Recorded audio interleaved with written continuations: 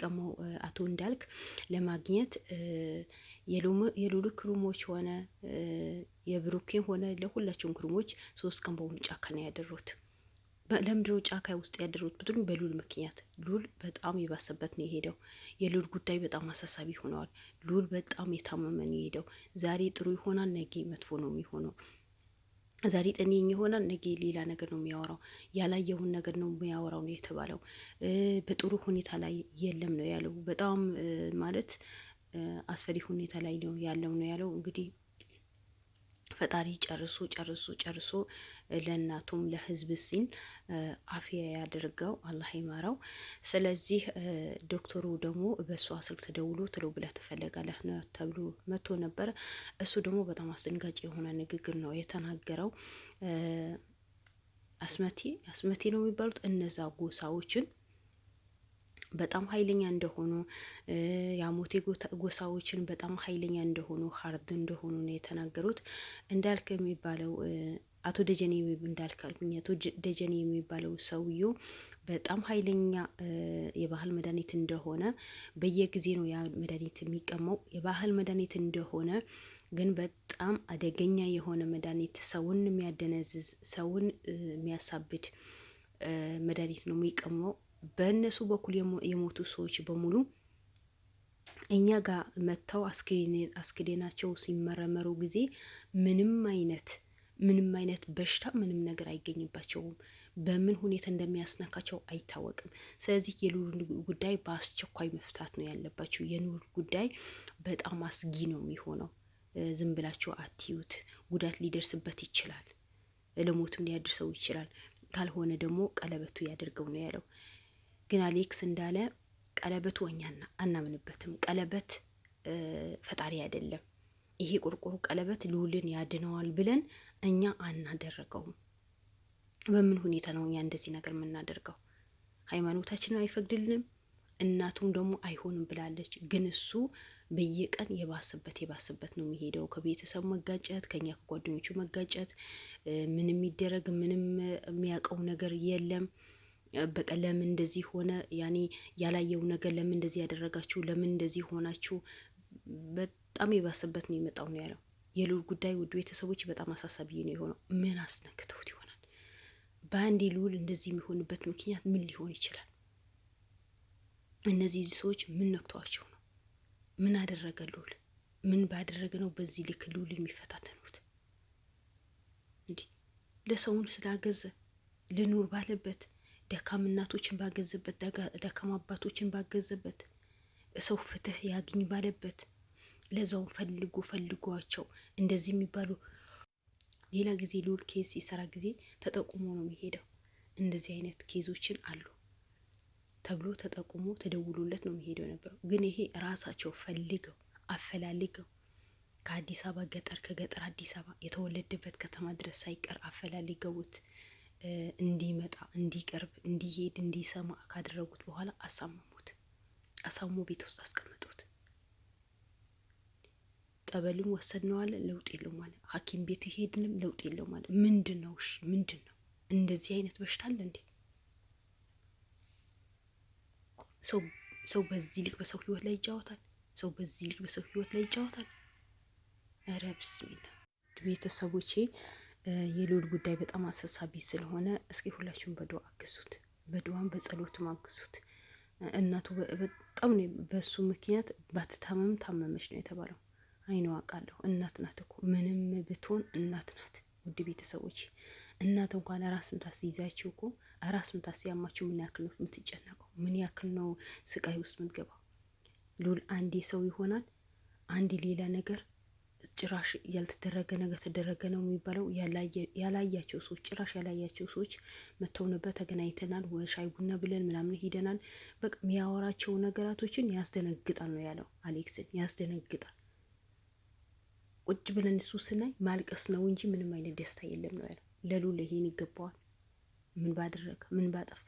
ጥሩ በሰራበት፣ እናቶችን ባገዘበት፣ አባቶችን ባገዘበት፣ ሰው ፍትሃዊ ሆኖ ይኑር ባለበት፣ ሰው በሀገሩ በደስታ ሆኖ ፍትህን አግኝቶ ህግን አግኝቶ መብትን አግኝቶ እንደ ሰው ይኑር ባለበት ነው ዛሬ ልዑልን ይህን ፊትና የሚያየው። ሁለተኛ ደግሞ ራሳቸው ፈልገው አፈላልገው ጠርቶ ወስደውት እንደዚህ አይነት ፊትና ውስጥ መጨመር ማለት ምን ይሉታል? ምን አይነት አይምሮ ነው የሚኖራቸው? እነሱ ለጎሳቸውን ይህን አል የሚጨነቁት ግን ለእሱ ህይወት ለምን ነው የማይጨነቁት? እንዴ ጎሳ ማለት ምንድን ነው? በቃ ጎሳ ነው፣ ስም ነው፣ አለቀ። እንዴ ከምንም በላይ እኮ የሰው ህይወት ነው የሚያሳዝነው። ውድ ቤተሰቦች የሰው ህይወት በምንም ነገር አይተካም፣ በምንም ነገር አይገዛም።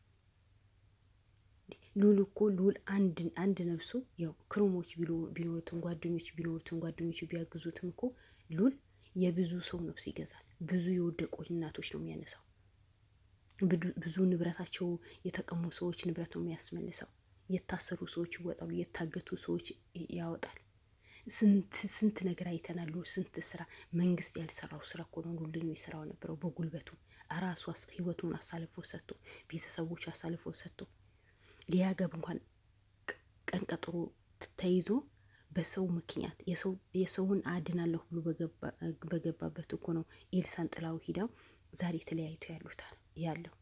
እስካሁን ከኤልሳ ጋር አንድ ላይ ቢሆኑ የልጅ አባት የሚሆንበት ጊዜ ነበር። ምክንያቱም ዓመት አልፎታል። ያ ሁሉ የሚያደርገው ደግሞ የሰውን ህይወት የራሱ ህይወት አደጋ ላይ ጥሎ የሰውን ህይወት የሚያድን ጀግና እኮ ነው። የዛኛው ጀግና ዛሬ ይሄ ነገር ይገባዋል ወይ? የልዑል ዛሬ ይሄ ይገባዋል ወይ? ይሄ አስፈላጊ ነገር ነው ወይ? ፈልገው ወሰውት ለምን ነው በዚህ ልክ የሚጫወቱበት? ምን ቢያስነኩት ነው ልዑል እንደዚህ የሚሆነው? ከቤተሰቦቹ እንዳይስማማ፣ ከጓደኞቹ እንዳይስማማ፣ ስራውን እንዳይሰራ፣ ጭራሽ ያልተፈጠረ ነገር ተፈጠረ፣ ጭራሽ ያልተደረገ ነገር ተደረገ። ዶክተር ትክክል ነው ያደርገዋል ነው ያለው። ምክንያቱም ይሄ አቶ ደረጀ የሚባለው ሰውየው የሚቀማቸው መድኃኒቶች በሆኑ በጣም ኃይለኛ የሆኑ ሀርድ የሆኑ መድኃኒቶች ናቸው አለ። እኔ ከዛ ጉዳይ ላይ እንዲወጣ ብዙ ጊዜ ሪፖርት አድርጊያለሁ፣ ብዙ ጊዜ ለፍቻለሁ። ግን ከአቅሜ መጨረሻ ላይ ደግሞ አገራችን ለቀህ ውጣ፣ ሳትሞት የሞት ፍርድ ሳይፈረድብህ ከሀገራችን ለቀህ ውጣ ብለውኝ ትቼ ልጄም ባለቤቴም ይዤ ወደ አዲስ አበባ መጣሁኝ። ኃይለኞች ናቸው፣ በጉልበታቸው ይተማመናሉ። አሞቴና ሰምራል የሚባለውን ራስ በራሳቸው መንገድ ላይ የሚፈላለጉ ሰዎች ሀታ ዶክተር ሁኝ ሀገራቸው ሂጄ ሳገለግል እኛ ዶክተር ካላከምክ የኛ ህዝብ ካላከምክ የኛ ጎሳ ካላከምክ ብሎ መንገድ ለመሄድ ከለከሉኛል። መግባቱ መውጣት እኔ መንግስት መድቦኝ ነው የሄድኩት አለ። ግን እነሱ እዛ ጋ በጉልበታቸው ነው የሚያኖሩት። መድኃኒቱ እንኳን ወደ ሐኪም ቤት እንዳይገባ መንገድ ላይ መኪና ያቆሙ ነበር አለ። በዚህ ላይ ጉልበተኛ ናቸው። ማን ስለሆኑ ነው በዚህ ላይ ጉልበተኛ የሚሆኑት? እንዴት ሀገሩ ላይ ፖሊስ የለም? እኔ ምለው እዛ የሚባለው አገር ላይ ፖሊስ የለም ወይ ነው? እንዴት በዚህ ልክ በሰው ህይወት ላይ ሲጫወቱ ጊዜ እያንዳንዳቸው ተለቅሞ ለምንድን ነው እስር ቤት ማይገቡት? ከየት ነው የመጡት? እነሱ ምን አይነት ጉልበተኞች ናቸው? መቼም ከህግ አይበልጡም አይደል? ህግ ነው። ህግ በህግ የሚተዳደር ሰው ነው። እነዚህ ሰዎች ግለሰብ ሆነው የከሌ ጎሳ ለምን የከሌ ጎሳ አላከበረም፣ የከሌ ጎሳ ደግሞ የከሌ ጎሳ ለምን አልደገፈም፣ ለምን አልሰገደለትም ተብሎ የሌላ ሰው ህይወት መጥፋት አለበት እንዴ? ልዑል ባላወቀበት፣ ባላየበት፣ ባልተቀላቀለበት ያየው ነገር የለም፣ ያደረገው ነገር የለም፣ የበደላቸው ነገር የለም። ዛሬ እንደዚህ አሳምሞ እቤት አግብቶ የሚጥሉትን ምን ባደረገ ነው? ምን አድርጉ ነው? አሁን ልዑልን ምን አድርግ ነው? ምን ያድርጋችሁ? ጥሩ የሰራ ሰው መኖር አይችልም። መጥፎ የሰራ ሰው መኖር የሚቻልበት ሀገር እኮ ነው ያለ ነው። ኧረ ላሽ በሉ። የምን በጣም ነው የሚደብረው። በተለይ ዛሬ አሁን ዶክተሩ በተናገረው ነገር እኔ ልዑል ህይወት በጣም ነው ያሳዘነኝ። በቃ ያለው አማራጭ ቀለበቱ ማድረግ ነው ያለበት። ለምን ያ የሚቀመሙ መድኃኒትን በሆነ ምክንያት አድርገው አስቀመሱት ነው ያለው። በቃ ምክንያቱ መድኃኒቱ ያድናልም እንዳይሽር የሚያደርግ መድኃኒት ነው። ያ መድኃኒት ልዑልን በሆነ ቦታ አግኝቶ ከሆነ ነገር አቅምሰውት ነው እንጂ። ውድ ቤተሰቦቼ ዶክተሩ እንዳለ የልዑል ጉዳይ መጨረሻው አስፈሪ ነገር ሊሆን ይችላል።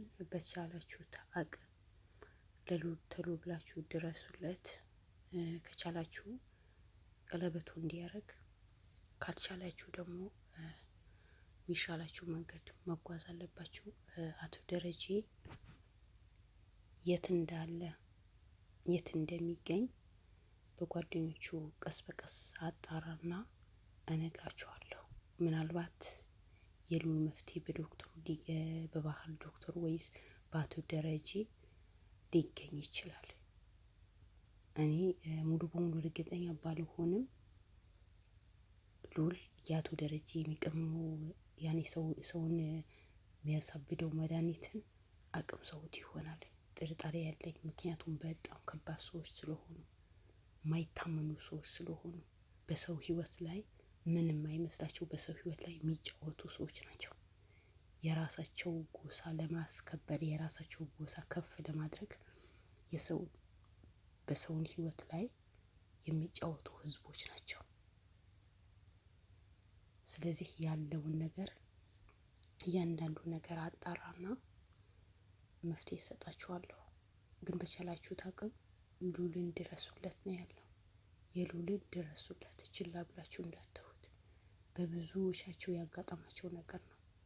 ሲመረመሩ ምንም በሽታ ይገኝባቸው፣ ግን እነሱ ልክ እንዳበደ ሰው ነው የሚሆኑት ነው ያሉት። እንግዲህ ምን ይባላል፣ ፈጣሪ ይድረስለት። ትላንት የእናቶችን እንባ አብሷል። የዛ እናቶችን እንባ ይድረስለት ሉልን እላችኋለሁ። ውድ ቤተሰቦቼ ሁላችሁም ድዋም ጸሎት አድርጉለት። እወዳችኋለሁ። በሌላ ቪዲዮ እንገናኝ ኢንሻአላህ። ሰላም ቆዩልኝ። ሰላም አለይኩም ወራህመቱላሂ ወበረካቱ።